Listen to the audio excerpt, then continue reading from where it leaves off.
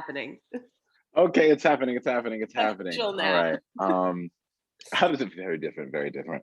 Oh gosh, but no. Okay, so guys, we are here speaking to Mia Wurgaft. Mia Wurgaft, one of our students who are so excited and so proud of. Mia, let our students know, where will you be going to school in September of 2021? I will be attending graduate school at the Juilliard School in Yeah, 2021. yes. 54. Wow. Group 54. Wow, that makes me feel old. Anthony and I are group 38. Group 38, 2009. Oh, this is Yep, so yep. exciting. This is Mhm. so exciting. So you're going to Juilliard for the MFA program. Yes, I am. MFA program. And so, which means that you got a BFA before this. So you've been auditioning for drama school for some time now, and this process is not unfamiliar to you at all. That was definitely helpful. Right. So let's talk about your journey to drama school. Just Right. purely from the beginning. How did your journey to drama school start? From the top. So I wanted to do, I was pretty set on being an actor from a pretty early age. I didn't know what that necessarily meant, but I was like, yeah, I'm going to do that. If there's an opportunity that comes my way, I will say yes, and that's what I'm going to do. So I went to a performing arts middle school and high school. And when I say that, people think I went to a school like Fame that was like super competitive and stressful. It was not like that at all. It was That's the not school I went to.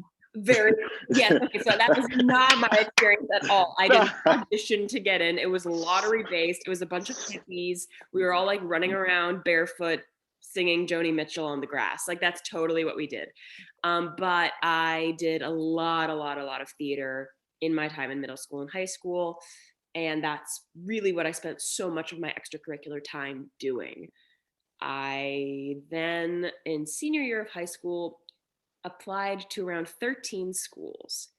Half of them were conservatory programs and half of them were liberal arts schools. I was still kind of torn as to what experience I wanted. I Yeah. actually auditioned for Juilliard as a BFA candidate. And I very distinctly remember walking into this was, in person. I walked into the halls and they sat us down for orientation. And I remember really clearly having the thought, this is incredible and I feel so at home here, but I don't think this is not yet. I had Mm. this very clear voice that was like, not yet, not yet. This is We not for we you. will definitely touch upon that too, because we Yeah, it always was say it's pretty so wild. important to like choose these programs and visit if you can, or to research, reach out to students, alumni to figure out what's the sentiment of the school, because these schools can be great, but they cannot be the best. Sometimes they're not the best fit for you and the At the artist you want to moment, be. yeah, depending on your life experience, depending on, how much time you spent in the outside world. It's so much more, it's so much more than just your talent or your look. It's so much more than that. It's Right. about where you are in your life. And um I remember, having a wonderful time in the audition room, telling my parents like that was one of the best auditions I've ever given, one of the best feelings I ever had in the room. But there was something, I just knew that I wasn't an adult. I wasn't adult enough yet, or I wasn't fully Mia yet. There was something that Mm, I had still not had a certain amount of experience that I was looking for at the time. So I ended up choosing going to NYU Tisch School of the Arts. nice, nice. I picked that because um, I actually did a summer high school program with them, and I really loved being in New York. I knew I wanted to be in New York City, but I also knew that I wanted a program that had liberal arts integrated into it a bit more intensely. So NYU, you could double major, you could take sociology classes, you can take math classes, like you can do those things as well.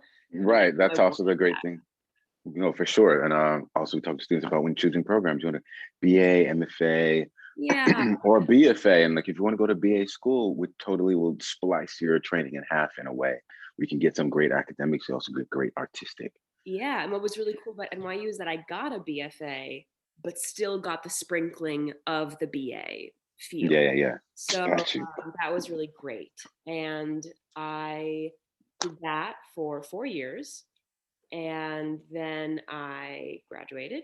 and did, a year of the working actor, babysitting, working in a coffee shop, auditioning thing. And then I got a job and I did that until COVID happened. And it was, Yeah. a very kind of theater heavy job. And I did that until theaters were not available anymore. And then during the pandemic, I had the thought kind of, if I were to ever go to grad school, if I were to ever do grad school, I was still pretty much on the fence about it. It would be at a place that I knew would get me, kind of top of the top. It would be in New York because I knew that's where I wanted my home to be. And I knew that I wanted it to, give me something that I hadn't gotten yet. Great. I'm glad that you said that. I was going to say, so talk to me a little bit about the thoughts. So now you have a BFA already, and now you're actually out here working. What are some specific things, maybe 2 or 3 things that you're like, I know I need or I want? So say if you're going to go to MFA program, know what you're going for. So big one of that, frankly, was contacts and connections. And that was a big part of my thinking about grad school was NYU Tisch. Yeah, it's a name that a lot of people know, but it's a huge program. Their BFAs, my year had 400 kids. And there was no showcase. There was no classes on the business. And that felt a little ridiculous. So I didn't have that. I knew I wanted a program that was smaller, one that really cared about their students' careers after they left. It wasn't like, yes, let's have a great time in here and then bye, see you never. They really were invested in the longevity of their time. And so that was really important to me. And then the other thing that I wanted to do a bit more of was just to feel a bit more myself. I think that's what all acting is, right? It's, you're playing all these different parts, but you really got to know yourself really, really well. And I'm now, 24. I know myself a bit better, but it's the kind of question, I feel like so many actors can relate to this when they're asked the question, like, what are your biggest strengths? You're like, just tell me what to do and I'll do it. Like, I don't know. Listening? Yeah, reacting. I can tell you my weaknesses for days. Like, I can tell you all the things I need to fix about myself. Exactly. And that's, I don't know, I think to have a sustainable long career, you really need to know your strengths and use those to your advantage. So I wanted to go to a place where when I came out, I had such a solid sense of who I was, and even more than now, and could really know what my skills are tangibly and use them to my advantage. And I think that's great. I think that's great. Yeah, now that I'm great older, that you're specific with that. Yeah, now that I'm older, when you're 18, you want a college experience. At least I did. And I, would be told what to do. And there was a rebel part in me that was like, I don't really want to do that. Now that I'm a little bit older and I'm much more specific about what I want, I think I can absorb the information a lot better and a lot more quickly. Absolutely. So that's really. And I think kind of what you're just, I think what you're describing is a conservatory training. Yes. Conservatory, like very rigorous, like every day, hour to hour training. Yeah. And that's what you're going to get there at the Juilliard School. So that's cool. That's exciting. Exactly. So let's go back a little bit to what schools did you decide you wanted to audition for? You said, cool, you wanted a rigorous conservatory program. So immediately you were like, what schools are those for you? So immediately I thought Juilliard, Columbia, Brown, and Yale. Brown and Yale were not accepting because of the pandemic. I did not apply to NYU MFA because I already went to NYU and I know it's a very different program, but I really didn't want to be in that building anymore. I was like, I want something new. I want a new thing. So I really only applied to Juilliard and Columbia. I also applied to Lambda because I thought, why not? But I really wasn't that interested. Juilliard was kind of my number one, though. I was originally only going to apply to Juilliard, and then I thought that might be a little ridiculous. So I applied to another one right as the deadline was swooping in. But I had this feeling, because I had auditioned there before, which is not necessarily indication of anything, I just knew that I knew the feeling of the school. I knew what I was getting myself into. Right. That felt really good. So yeah, just those two. Yeah, so cool. So it's Juilliard, Columbia, then you did Lambda. And I know you're saying because we're looking for more conservatory specific type training. That's why those schools were important to you. So you came to those lists of schools and then you decided, I want coaching. I think that I need to, how did that process in I'll terms of tell you now exactly preparation? I'll tell you exactly how I came to you, how I found you guys. So this is what happened. I was talking to a friend of mine who was also doing the pandemic grad school application dance, which all of my friends were doing. And I was still really struggling searching for a monologue. And I was asking her all these questions about monologues she thought would be good for me. We were discussing about plays. And she said, "Oh my God, I have to run. I have a coaching in like 2 minutes." And I was like, wait, what? A coaching? Excuse me? Aren't I good enough? I don't need coaching. Hello. And she's like, "Oh, no, yeah. I'm like coaching." She was coaching with this other guy who also has a really, really great reputation. His name is Brian, I think. She's like, "Yeah, I coach with him. It's a little bit, expensive, but it's really worth it. He has a lot of experience getting people into grad school and he has connections to the grad schools. Like, great guy." I was like, "Oh, shoot. I didn't even think about Mm-hmm. okay." Mm-hmm. And then because I was applying to Juilliard, I would incessantly Google things about Juilliard, and what would often pop up were your and Anthony's videos. And I was like, "Oh, great, free information. I don't have to pay for it." And I'd watch it. And then when I spoke to my friend about coaching, I was like, "You know what? I'm not going to be pompous. I think, need some eyes on this. I'm not going to, I could just ask, my friends, but I don't really feel comfortable with that. I want people whose eyes are specifically looking for grad school things, not just whether it's good or bad." So that is when I reached out and kind of told myself I will only do 2 sessions, one for each piece. Um, the two main pieces. And after the second session, I just loved the work so much, which is also part of the reason I'm excited to go to grad school, because I just like the work so much, that I Yes. signed up for a third one. And I was like, "You know what? I want one more just to really wrap it up and bring it home." So yeah, that's how I decided to do coaching, just because it was really fun, got me in the headspace, and kind of reminded me what training is again. It reminded me of all those things Yeah. I maybe in the professional world had kind of forgotten, because I was so focused on putting out a product. I was so focused on just like memorizing the lines, getting them on stage, go, go, go. And this was an opportunity to be a student again. This was an opportunity to learn again and get criticism again in a really constructive Yeah. and loving way. And that was really, really great. Yeah. We try to say all the time that, preparation is such a huge part of this process. The performance of the pieces and the auditioning for the schools is just like maybe the 20%, but it's the preparation up till now, the research on the schools, the pieces, where you're going to find them, how to prepare, all of that stuff. Yeah. So totally preparation, And it's not 100%. so much like how much preparation. It's not like, I know I would get really nervous thinking other people had done more preparation than me. I hadn't logged enough hours.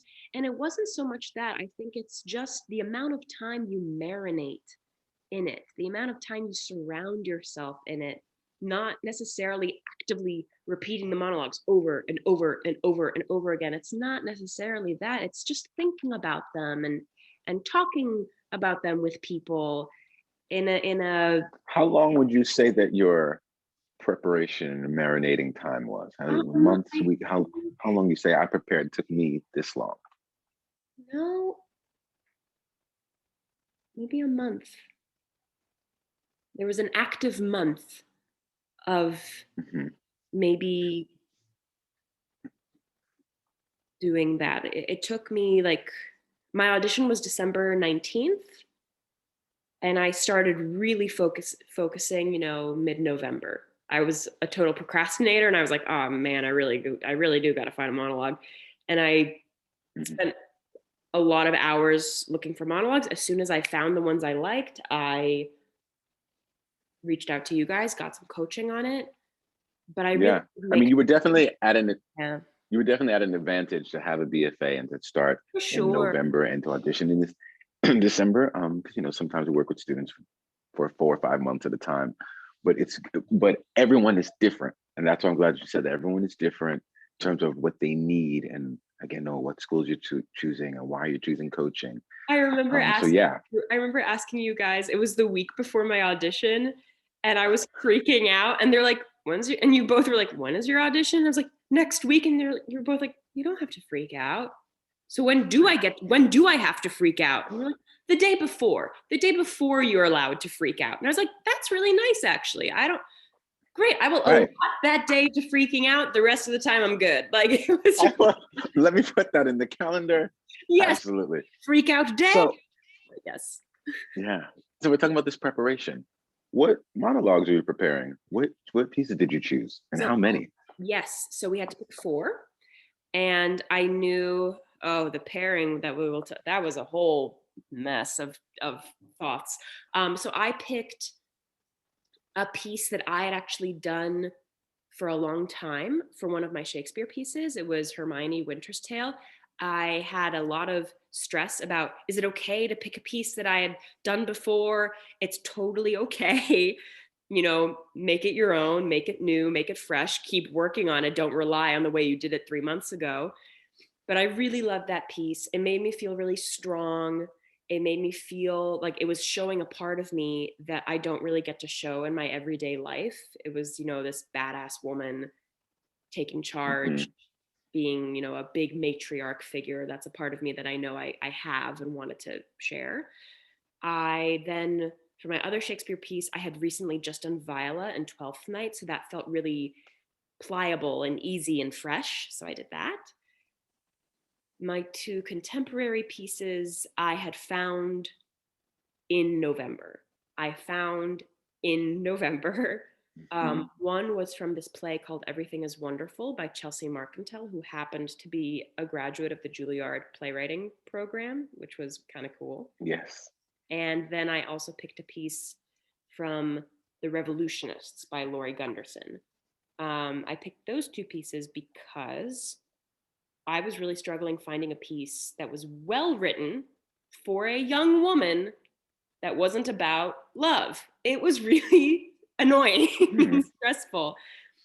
And so I was so intent on that being what I was going to look for. I did not want it to be, I did not want it to be a monologue about a romantic relationship.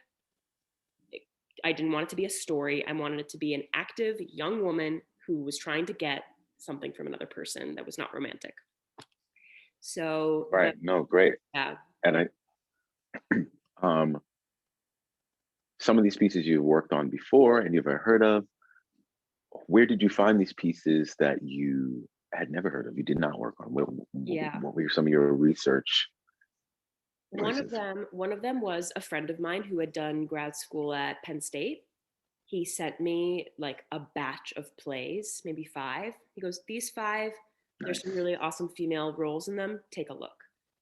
Clicked on them. Like, I would literally scroll through finding big blocks of text. If I wasn't hooked by the first 5 minutes, by the first like 5 lines of it, I stopped. I just moved on.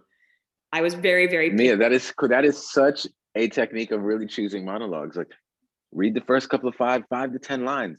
If it doesn't hit you, if you don't feel something about the POV of what they're talking about, or emotional life, or like, ooh, I understand what they want, and I know how to go after that. It can't speak to you. Don't use it. Toss it. Do not waste your time. There were a couple pieces that really did hit me. And then when I said them out loud, I was like, oh, that feels weird. So there's kind of 2 layers to it. It's hitting you, and then you have to be able to hit someone with it. Those are the 2, you gotta go in and go out. And so a lot went in, but not a lot came out. So these 2 pieces that I found really hit me hard.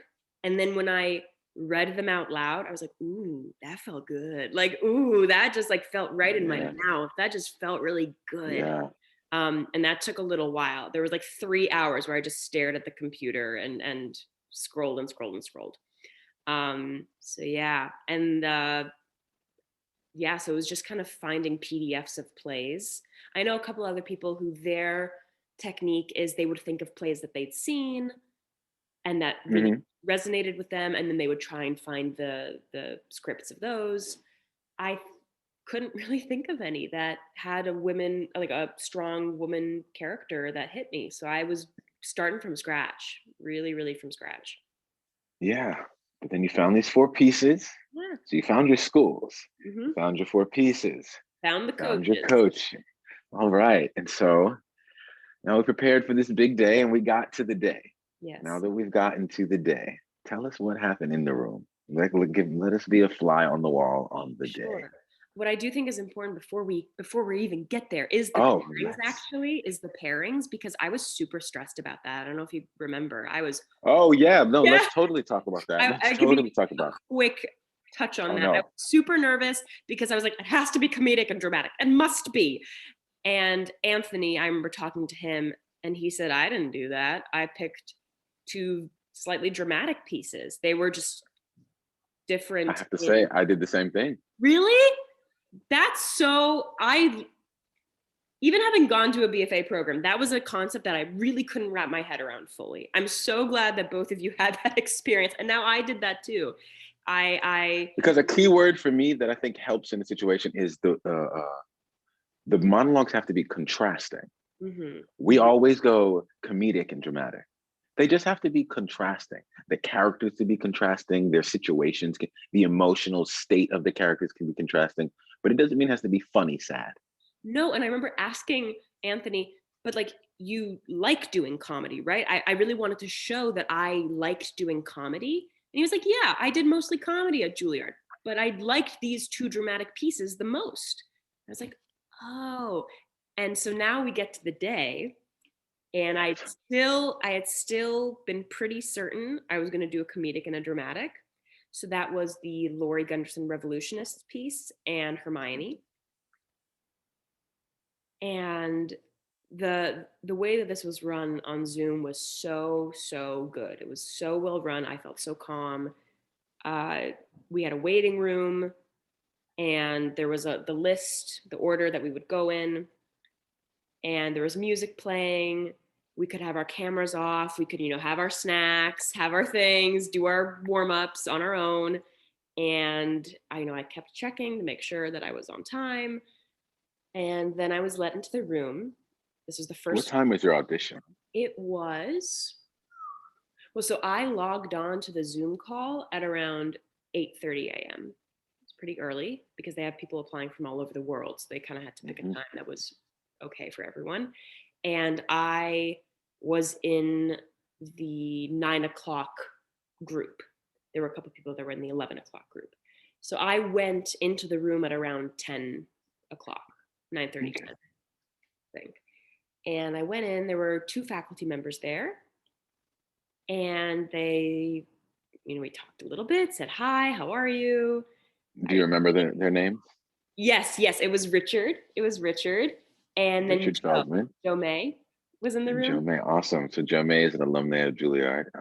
She was maybe 2 years under Anthony and I's class. And then Richard Feldman, who's the associate artistic director of the Juilliard Drama Division. And they said, all right, what 2 pieces are you going to do for us? I said, my 2 pieces. And they said, great, you can pick which one you want first. Really take your time. They were very kind about saying I could take my time. I think also because it was over Zoom, if I had to adjust the camera, they were very, understanding. Oh, yeah. So I did my 2 pieces.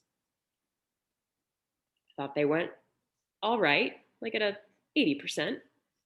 And Richard goes, okay, could I see the Chelsea Marcantel piece, the other one? And I was like, oh, okay.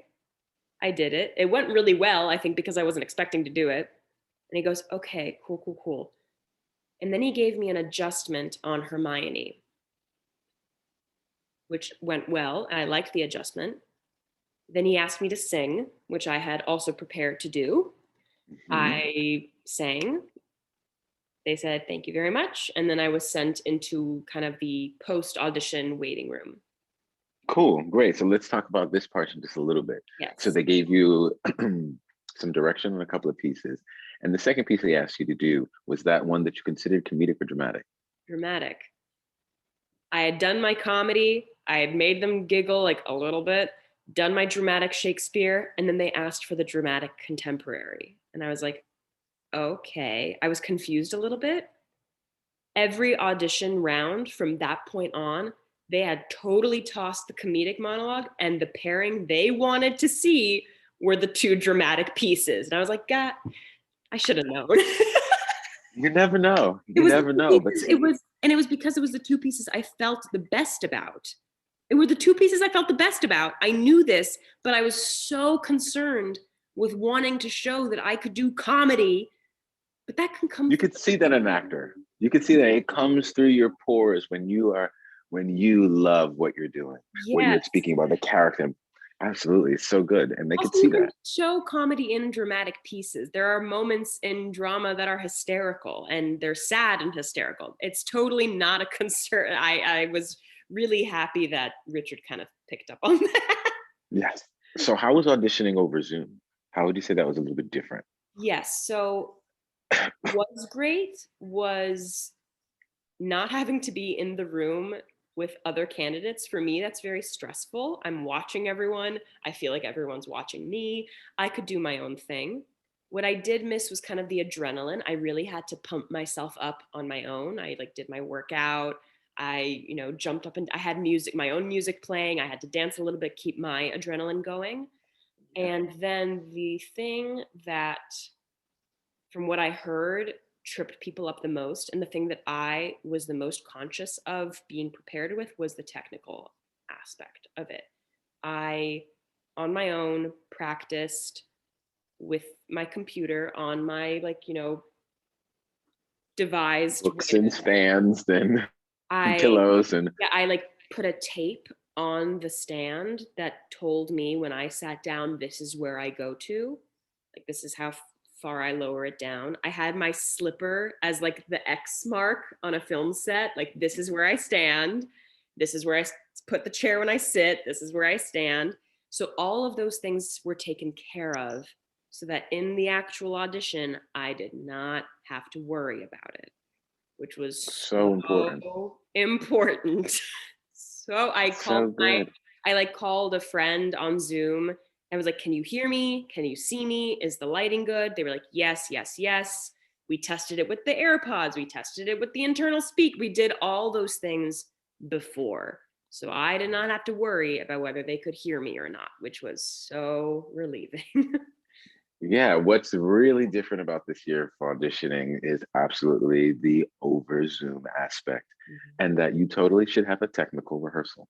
Yes. Now, your audition totally deserves a technical rehearsal. Do it all like you would on the day. Mhm. The measurement of the camera. Am I going to sit down for this one? Am I going to stand away? Can I be seen, heard? All this, the lighting, all of that. So many different things now that we have to take into account auditioning over Zoom. So it's good. It's great. I know that we worked on some of that stuff in the session and in the mock auditions and the master classes. So no, good, good, good on I remember you. That asking you guys, like, okay, we have an hour of coaching. I want the first half to be acting notes. I want the second half to be tech notes. And we did like a for tech sure. round. So to be Yeah, very, specific about asking for those notes, which was very, very yeah, for sure. So continue on about the day. so then the day happened and we got the list of who would be given a second look, is what it was called. And that was then at around 11:30, 12. It was maybe three of us that were given that second look, and I would be put into a Zoom breakout room with all the faculty. So it was like 12 people. We talked a little bit. They asked to see the two dramatic pieces again, Mhm. and Richard gave another note on Hermione. He said, "I really like this piece and I want to work on it more, and I want to like push it further." And I think he also wanted the faculty to see how I took a note. and it felt very collaborative. I was very much ready to receive the note, very much wanting to receive a note, which was, I think, important. I Which I sang, think is really important. yeah. I You know, sang. we say that, Oh yes, go. no, you just saying what you think is important. Because we always say, like, so one of the three things that they're always looking for is the ability to take direction. Mm-hmm. Ability to take direction, your quality of work, and your attitude. But I absolutely want to see if you've been, forever how long you've been preparing these pieces. Can you switch? Can you switch? Can you change? Can you take a direction, go in a different direction? Can you so it's, yeah, so absolutely important that you're able to do that and that Yeah, they did those exercises. yeah, and it's not necessarily like how well can you do it. It's, are you excited to do it? I Mhm. think, you know, they, when they give any sort of adjustment in any audition process, if your reaction to that is like, oh, but like I really like the way I did it, that's like not someone you want to work with. Not at It's all. being willing to be flexible, excited, Malleable. yeah, excited to see what that will change in your piece. It'll bring something out that's new. These faculty members, they've been doing this for a very, very long time. Richard knew exactly what note to give me to see a certain part that he wanted to see. He's a very experienced teacher. So I was really, really excited to try out this new note. So that felt really good. And then I sang again. Then they asked me a couple of questions. I said, you know, I had auditioned before, and they're like, yes, we remember you, which was very kind. And I sort of said, you know, yeah, I remember 6 years ago, I wasn't really ready for this, and now I feel really ready for this. And so then I said goodbye, and they said go on a break. And I went on a long, long, long walk while I awaited an email to see if I made it to the end of day callback. Yeah. And I thought that I have was, a question. yes, Talk to me a little bit about the chit chat that happened in the room. sure. Um, God, it's all kind of a blur. All the chit chats have melded into one chit chat, Of but course. a lot of it was, some of it was about my essay, which I thought was kind of cool. I was like, oh my God, you really did read my essay. Like they asked some questions about my essay and talked about that. They asked me, you know, they didn't really ask me, why do you want to be here? I didn't really have to justify myself. It was very much a conversation of just wanting to get to know me as a person, as a friend, like a very Yeah. friendly environment. Um, and I recall writing in my journal before this day of an audition saying, Mia, really show up as your full self. You're giving a gift to them, like show them who Mia is all about. Like just try and enjoy being yourself and see if they enjoy it too. They said something at the beginning of the day, you know, we know no one is perfect. Be your imperfect self. We're really interested in knowing who your imperfect self is. And then I wrote down on my journal, like, be your imperfect self, Mia. Gosh, just do it. So really, Gosh, yeah. just come on. Really trying to let myself, I don't know, this is a metaphor that a lot of people use, but I think in this day it was very, very useful because it was Zoom, because I was in my own house. It really felt like, welcome to my house. I'm the Yeah. host. I'm I'm the one in charge here. Like, come here, let me invite you to my home and make you feel comfortable with who I am. Yeah, And that's so cool. yeah, That's so good. Oh, that's so good. yeah, Oh, that felt that's really so good. that automatically even makes me feel a little calmer Yeah. about it. Well, it also Yes. helped in the coachings, getting feedback from you guys of, Mia, it seems like you're X, Y, and Z kind of person. And I didn't know you guys before. And I was like, oh, that's a good impression to give someone. I want to make sure that that's the impression I give to these faculty members because I felt that I was being my authentic self with you guys. And if that was the impression that I was giving, I could translate that. And I wanted to be able to translate that. So just kind of be your imperfect self and Yeah. you're making new friends. Just make new Yeah, friends yeah, yeah. in Right. those chit chat moments. Right. And the chit chat moments, there you go. That's what it's about. It's just letting them know exactly who you are, your imperfect self. I think that's perfectly said. Um, so you said the callback, and then Yeah. And then we got the end of day callback email. I ran home and got all my setup back to where it was supposed to be. And then it was a group of maybe, oh God, 10 or 12 or something out of the whole day. And we were then given an order again. We were put in a waiting room. There was music playing. It was very nice. We were told what piece they wanted to see again. We were told what pieces they wanted to see again. It was the 2 dramatic pieces and the song. I was like, great, third time I've done it today. I went in, we said hi. They said, we really like these pieces and we wanted to just see them again. So I did them again. I don't think they gave me feedback on this one. What they did ask me was how I felt from the feedback in the past rounds. They asked, what did that make me feel like? How did it affect my performance? And I thought about it a little bit and verbalized, how it felt good, how it felt new. Then they gave me some feedback about what they saw. They said, yeah, when we gave you that feedback, this is what I noticed that was different. And that was really cool to hear their feedback. Not necessarily whether it was good or bad, just things they noticed that were different that they hadn't heard before. They asked me to sing again. And I was like, I don't know how many times you guys need me to sing. Like, what else do you want from me? And so I did again. And they said, thank you so much. It was lovely to meet you and see you and wish you all the best. They were very kind. And then I waited. And then it was the waiting game. the waiting game, baby, the waiting game.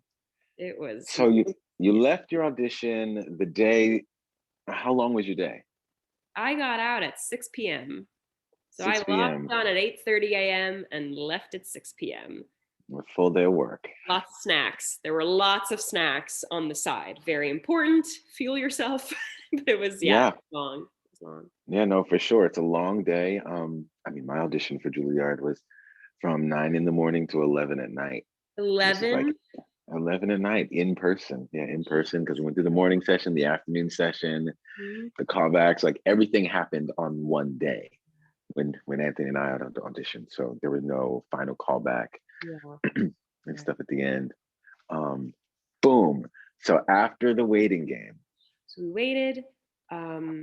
I found out that I got the final callback in around February. We were supposed to find out in March, but because of pandemic stuff, they moved it a month early, thank God. So I found out in February, and maybe a month later is when the final callback would be. So I had a month to kind of sit with it. And a month to sit with the idea that you were going to the callback. Yes, I needed that month to sit with that idea. It was a pretty big idea. Yeah. And I didn't actually ask for another coaching session. I remember calling you guys. We had a brief chat about what it would maybe look like and how exciting it was. But I mostly was just really curious what that final weekend would be and what those classes would be like, especially over Zoom. I knew in past years it was like a full weekend. You went to Juilliard, you like took classes, and over Zoom, I was really curious how it would go.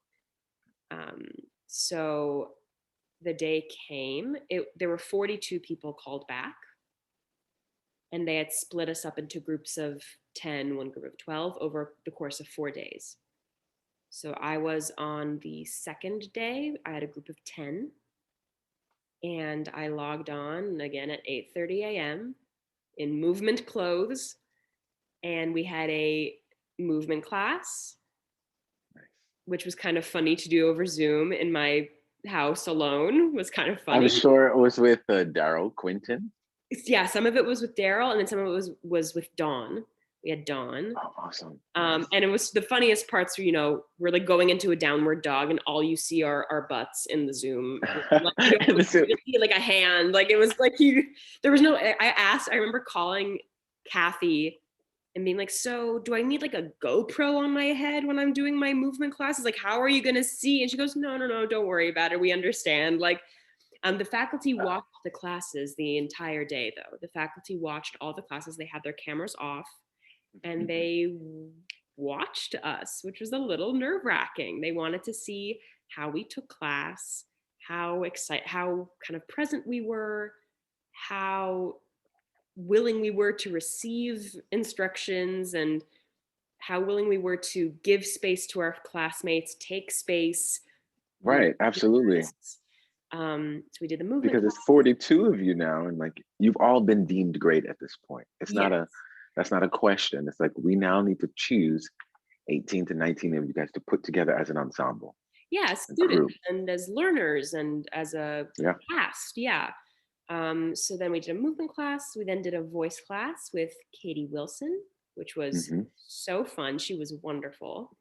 She's awesome. And she would, you know, ask us to get really, really close to the camera and then move far away, which was a little scary. Like that is not something I was used to doing, but everyone else was doing it. And I was like, go for it. Why not? So there really was this element of we were all going for it. And then we had improv class with Richard, which I think is the class that most people get the most kind of like, whoa, like this is what Juilliard is like. It was a lot of imagination work. It was not, you know, improv games. It was imagination work. He would kind of guide us through these moving meditations, it almost felt like, of imagining we were tossing a ball up and down, or kind of just letting ourselves watch the world around us. We then were given a partner, sent into different breakout rooms. Maybe a couple of days before, we were given maybe 5 lines to memorize, very simple, like, hey, what? Over there, basic stuff. And our partner had memorized the other dialogue. So we were able to have a dialogue with this partner and kind of imagine a world together over Zoom, which is crazy, but it totally worked. And then we were brought back into the main room. Richard let us go a partner at a time.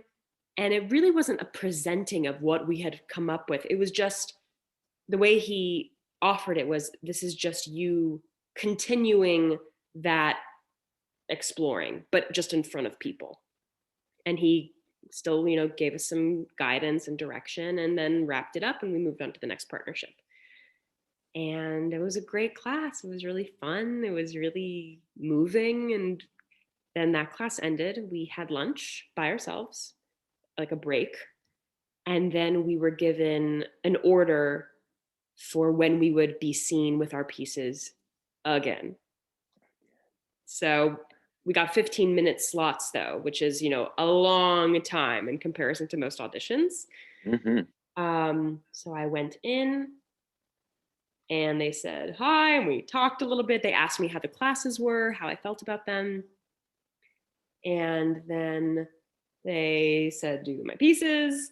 They then gave me notes on the contemporary piece, which they had not done before. Richard gave me the notes, and that was really effective. They asked me to sing again, and I was like, I remember in the shower the night before being like, okay, I guess I gotta like do a funny riff here that they hadn't heard before, like something to do with this song. Like, my God, it's the same song.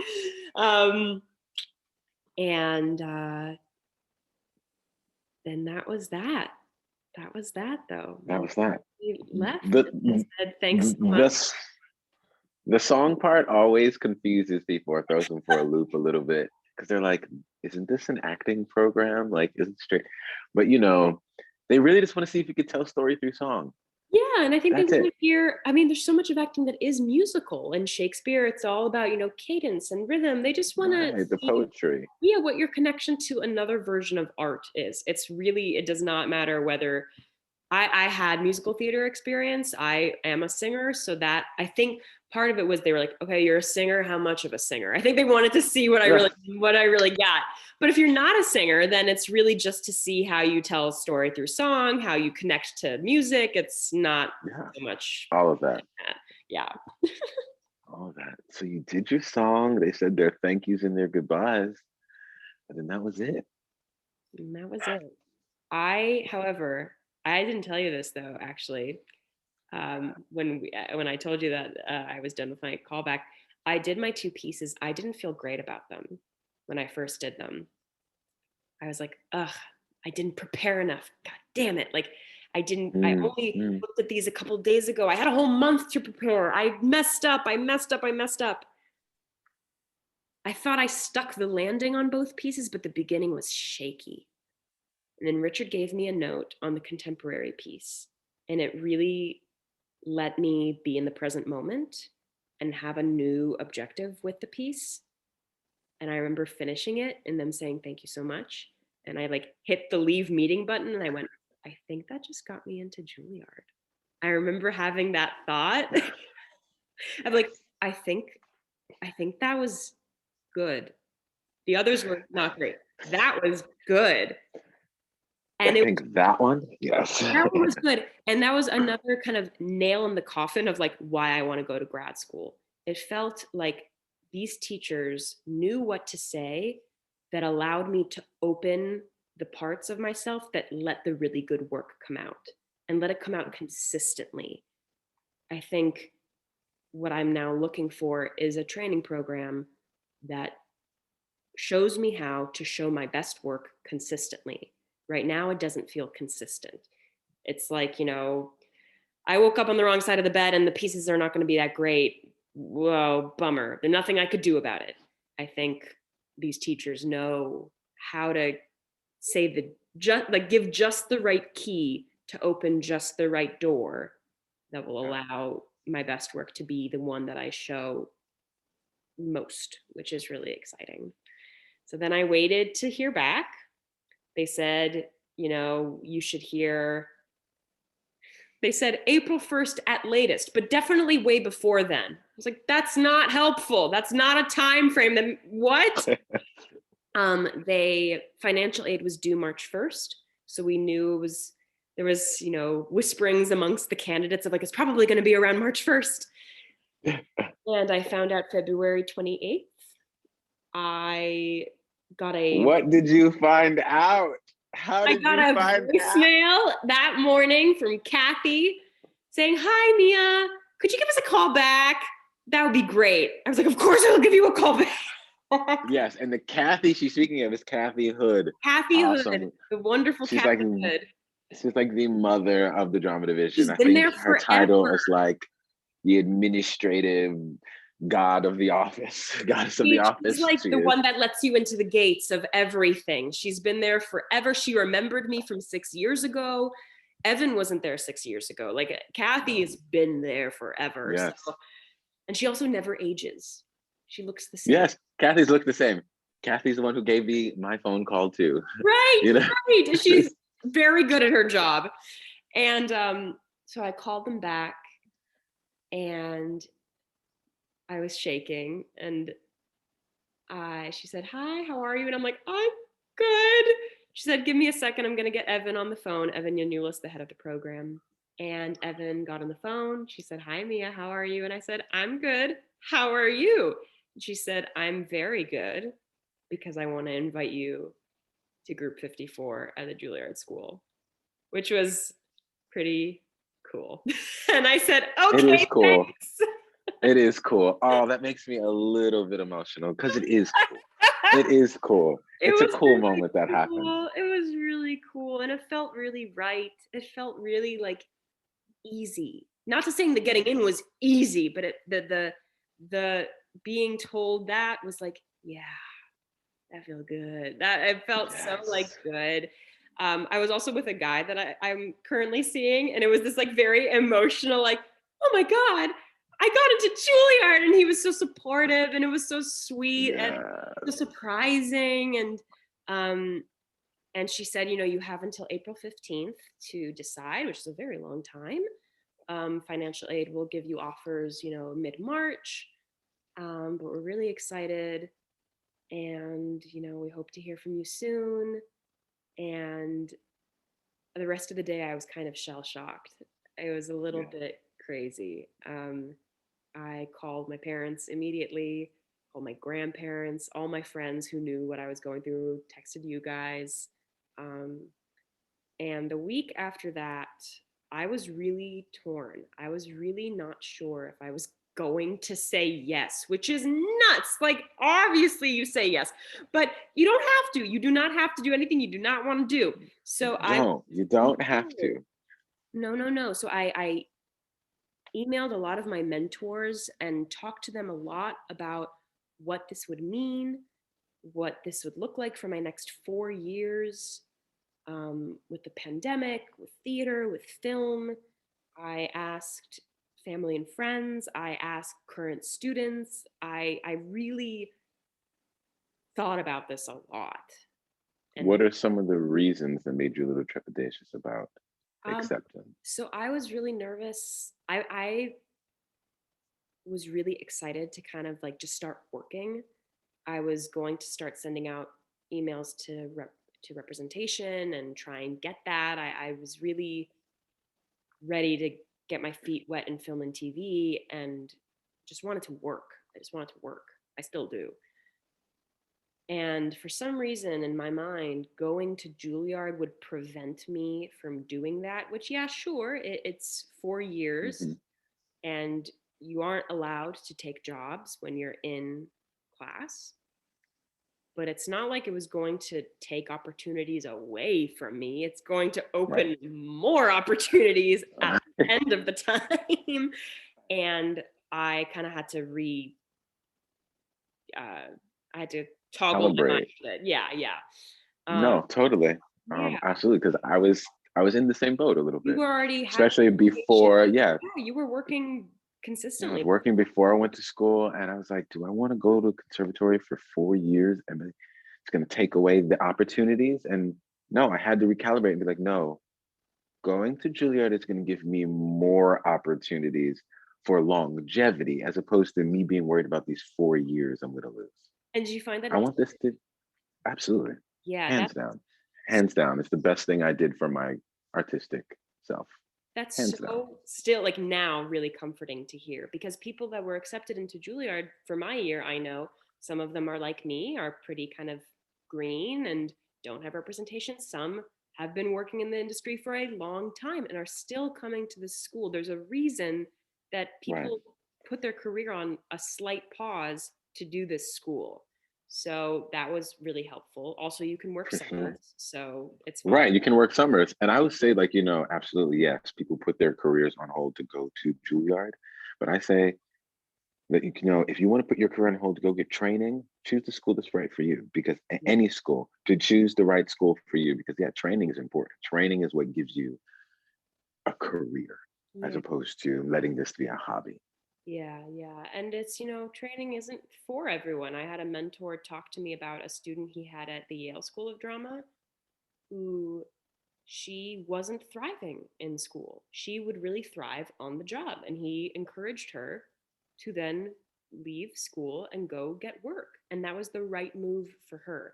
So what also calmed me down a little bit was to think, okay, I have been very kindly and graciously offered a place in this wonderful, wonderful school. I'm going to take this invitation and see what it's like for a year. Just take it 1 year at a time. And if it's not for me, I will be honest with myself and do that. I have a feeling that won't be the case. I have a strong feeling that won't be the case, and I will really, really love it. But you're not, going into a convent for 4 years. You're in New York City. I'm pretty sure it's going to be in person. Hopefully we'll all be vaccinated by then. I know.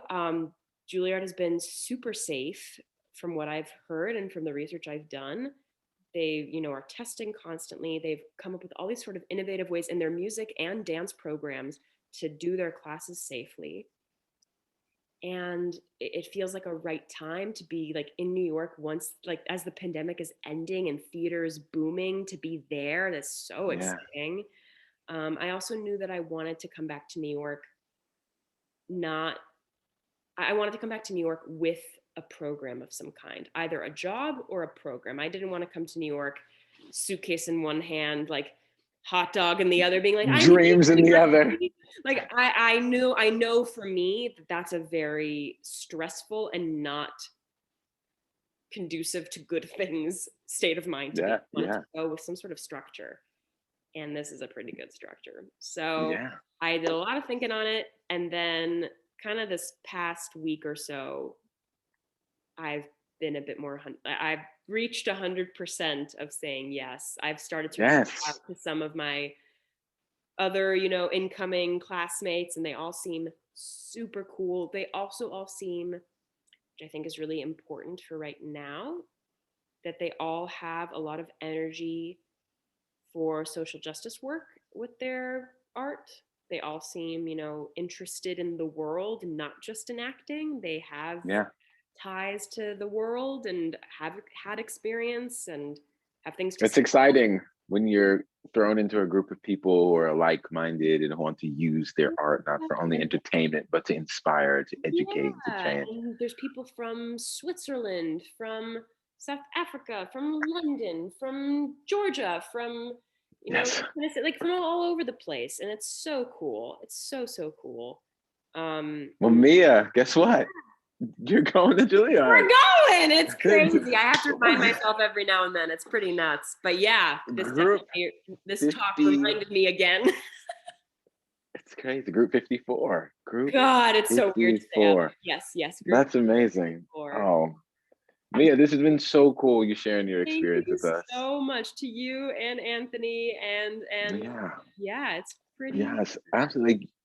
Because this is so cool. It's such a cool experience, and we just want to share it with the people who are about to be in your shoes all over again. Sure. You know, And it's and a and, good one, but it's like really try your best to take care. Like I did a lot of eating really good food and like a lot of like trying to get as much sleep as I could. Like yes, I was gonna say, leave some last final words yeah, like for us. have a bottle of Good. like 5 milligram melatonin by your bed. Like don't, like sleep is important, and like good food is important, and talking to your friends is important about this. Like let it be, at least for me it was. And yeah, I think really the biggest thing that helped me get in the mindset I wanted to be in was to remind myself over and over again, like there's parts about myself that I really like, and reminding myself what those were and trying to just share those, and Yes. bringing them to the table, bringing them as the host, like come meet me, and at my imperfect place, and that's what you're gonna get. If you don't like it, that's totally fine. I will continue. Yes. Mia, congratulations. We're so proud. We're so happy. Oh, So proud, so happy. And thanks for sharing with us. thank you guys for Yeah. listening and for helping. Yeah, for sure. Well, until next time, because we'll have you on here again. Next Don't you worry. time. Yay. See you Awesome. later. Thank you.